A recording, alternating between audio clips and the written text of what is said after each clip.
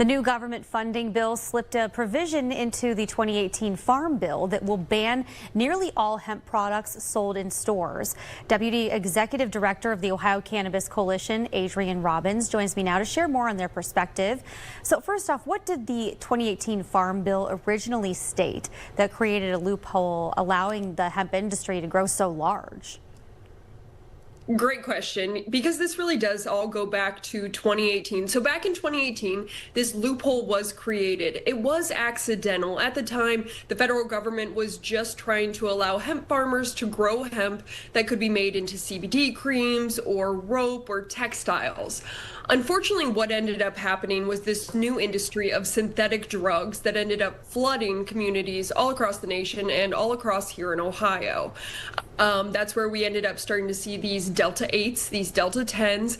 And because they were never supposed to be legalized, they were unregulated and untested. And so we had consumers of all ages, really, who had no idea where these products were coming from.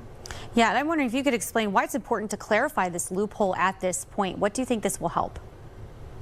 I mean, if you walk into any store across Ohio, whether it's a gas station or a smoke shop, you're going to see some of these products. And again, they're untested, they're unregulated. We have no idea where these are coming from. A lot of them come from China, come from India, California, Michigan. A lot of it's just illegal marijuana.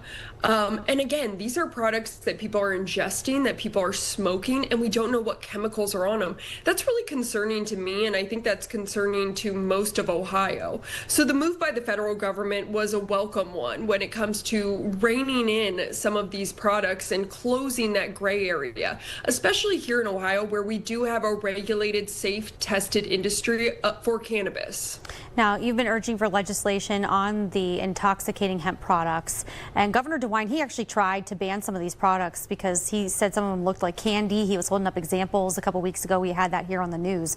What changes do you hope lawmakers are hoping or working on? Because I know there are some in the state legislature that are looking to possibly not comply with this. So technically, the federal new statute does not go into effect for another year. They're giving people a year to comply with some of these new guidance, and the federal government honestly has to come up with some of this guidance as well. We believe that even if you would have banned these products yesterday or a month ago, that's far too late. Again, these are dangerous products that are ending up in the hands of children, but also in the hands of adults who have no idea what they're ingesting.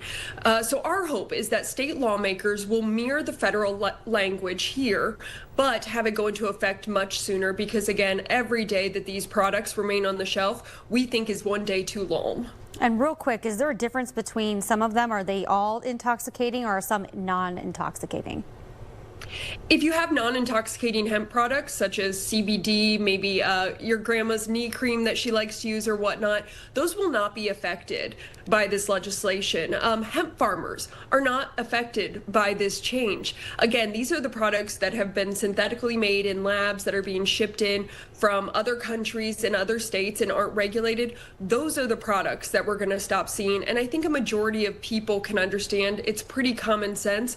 These products do need to be regulated, and this federal guidance gives us some of those regulations. All right, Adrian, thank you so much for joining us right here at 5. Thank you.